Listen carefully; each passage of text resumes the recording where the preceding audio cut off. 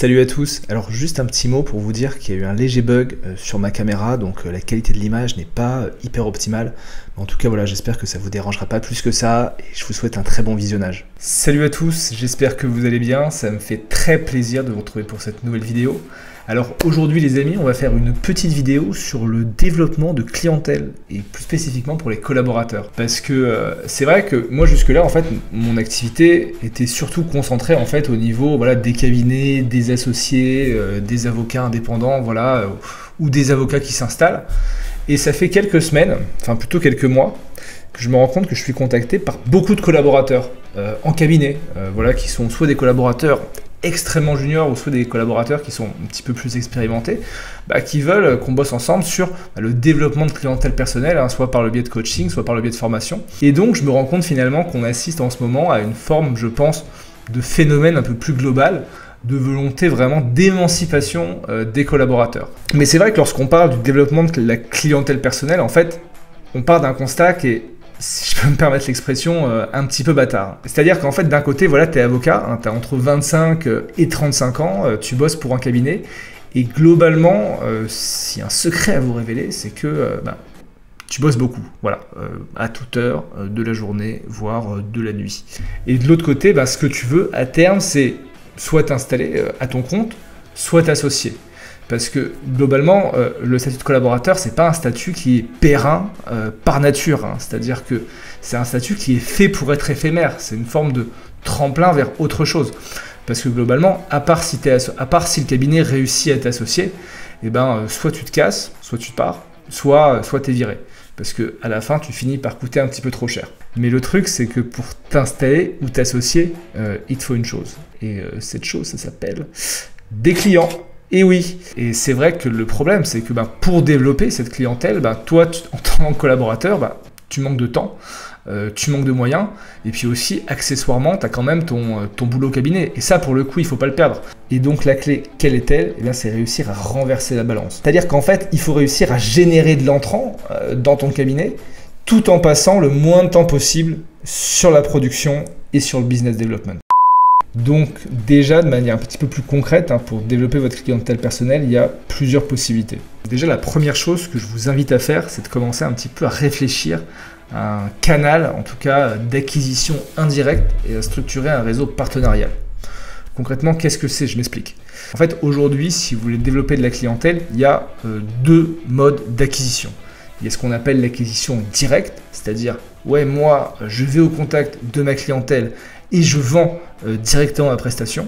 Et il y a ce qu'on appelle l'acquisition indirecte. C'est-à-dire que c'est réussir à générer de l'entrant, à faire du business, mais qui m'est apporté par quelqu'un d'autre qui s'occupe de faire le business development à ma place. Ça peut être un partenaire qui peut éventuellement vous envoyer une mission auquel cas vous allez être sous-traitant, ou ça peut être de manière générale un réseau que vous avez réussi à structurer. C'est vrai que comme j'ai pu le dire, le souci principal quand on est avocat collaborateur, c'est le temps. Et donc du coup, on arrive au constat que l'acquisition indirecte, c'est quelque chose qui n'est pas forcément inintéressant.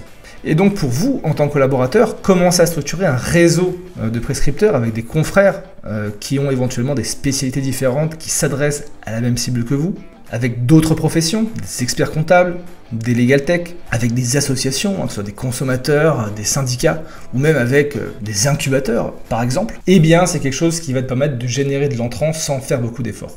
C'est-à-dire que structurer ces réseaux, ces partenariats, eh bien, ça te permet de générer un flux d'affaires sans business development particulier. Et toi, du coup, tu as juste à te concentrer sur la production juridique. Et aujourd'hui, en fait, la sous-traitance, c'est quelque chose qui n'est pas forcément vu à l'école d'avocat. C'est pas quelque chose qui peut paraître extrêmement noble, mais c'est un vrai modèle économique. C'est-à-dire que moi, je connais beaucoup d'avocats qui ont généré des flux d'affaires, de dossiers et par extension un chiffre d'affaires assez important par une bonne stratégie de partenariat et du coup en se positionnant comme étant sous-traitant de plusieurs acteurs clés.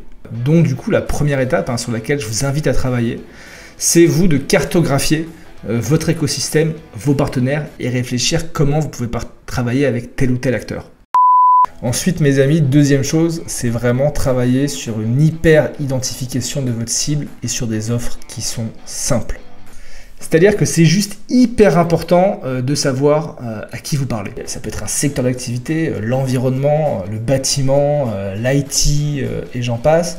Ça peut être type de boîte, hein, les PME, les startups, ou ça peut être une catégorie de personnes, par exemple les dirigeants, les salariés, les mandataires judiciaires, je sais pas. Et donc concrètement, en fait, plus vous allez cibler, plus vous allez affiner votre cible, plus vous arriverez à leur parler avec les problématiques qui les concernent et qui les intéressent. Et en plus, ce qui est cool, c'est que tu vois, t'es collab, c'est-à-dire que tu as une rétrocession d'honoraires qui tombe tous les mois, c'est-à-dire que t'es pas à la rue.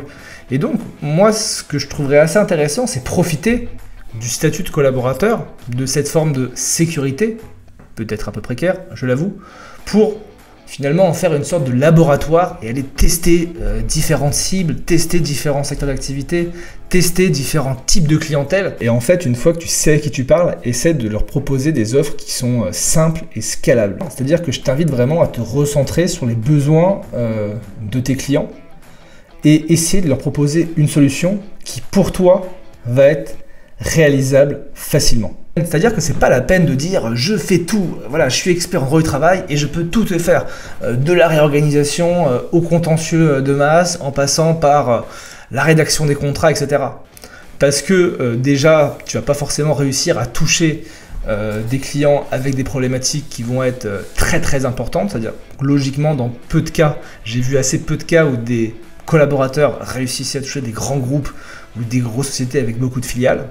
Et ensuite parce que tout simplement, comme je l'ai dit et je le répète, t'as pas le temps. Et en revanche, ce qui peut être intéressant, c'est de réfléchir à restreindre, à cantonner ton activité à certaines offres clés. Ça peut être dans le contrat, ça peut être dans certains types de procédures.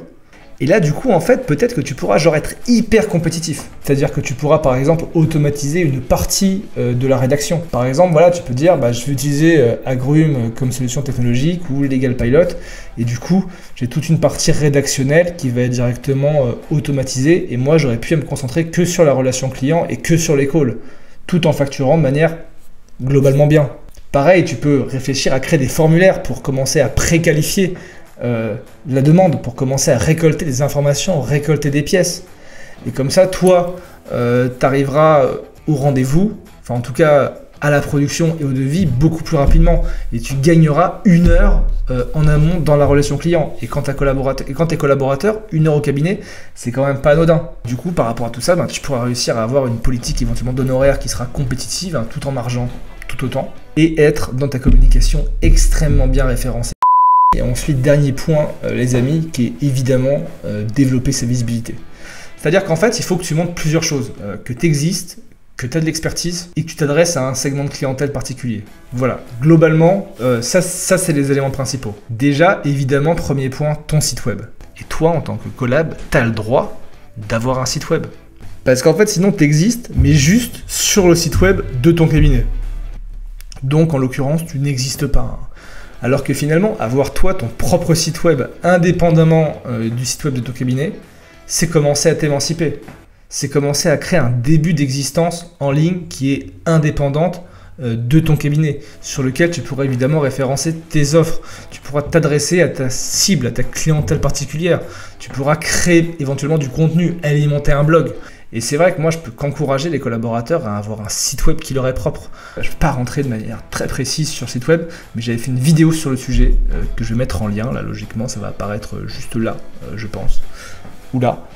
Et n'hésitez pas à aller la voir. Voilà, je donne des petits conseils sur comment créer un bon site web en tant qu'avocat.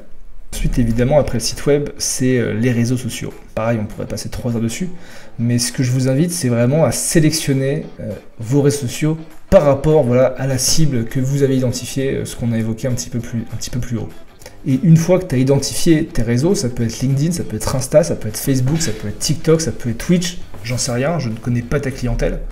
Et bien derrière, commence-toi à exister, commence à créer du contenu. Fais un profil qui est qualitatif, trouve les sujets qui t'intéressent, et je dirais même, trouve les sujets qui intéressent ta clientèle. Et c'est pareil sur les réseaux, souvent quand tu es avocat collaborateur, et j'ai encore eu le cas avec une avocate la semaine dernière, elle me dit mes réseaux c'est top, mais je suis suivi essentiellement par d'autres avocats. Globalement, à part si tu as une stratégie de sous-traitance ou de recommandation qui peut être intéressant, ça n'a pas beaucoup d'intérêt. Ton but, c'est d'être suivi par les DRH, par des responsables juridiques, par des chefs d'entreprise, par des artistes, par des restaurateurs, je sais pas, mais être suivi par les bonnes personnes. Et donc du coup, toi, commence à créer du contenu, à t'intéresser à l'écosystème de ton segment de clientèle en publiant du contenu qui a de la valeur pour eux. Alors, il y a plein de techniques par rapport à ça, on ne va pas forcément l'évoquer dans la vidéo, mais globalement, les réseaux, c'est hyper important parce que ça te permet d'être bien référencé, ça te permet de développer ta marque personnelle, de montrer que tu es proactif, de montrer que tu as de l'expertise. Alors après, évidemment, tu n'as pas forcément le temps de créer une chaîne YouTube, tu n'as pas forcément le temps de faire des podcasts, mais globalement, voilà, on peut vous dire qu'il y a des contenus qui sont un peu plus simples à faire. Par exemple, du webinaire, qui est un truc qui est hyper intéressant, parce que ça te permet de rencontrer des partenaires, de bénéficier d'un réseau de partenaires, de récolter du mailing, de montrer que tu existes, de montrer une expertise. Voilà, réfléchir peut-être à te dire, ok, je vais animer une page LinkedIn, je vais organiser tous les mois des webinaires sur différents sujets avec un invité expert comptable, avocat, incubateur ou autre, et commencer petit à petit à te marketer, à montrer que tu existes, à montrer que tu as des compétences et à développer ton réseau. En tout cas les amis, j'espère que cette vidéo vous a plu, j'étais très heureux de vous la faire. Si vous avez des questions, n'hésitez pas à les poser dans les commentaires ou m'envoyer un message privé. Et sur ce, je vous souhaite une très bonne journée.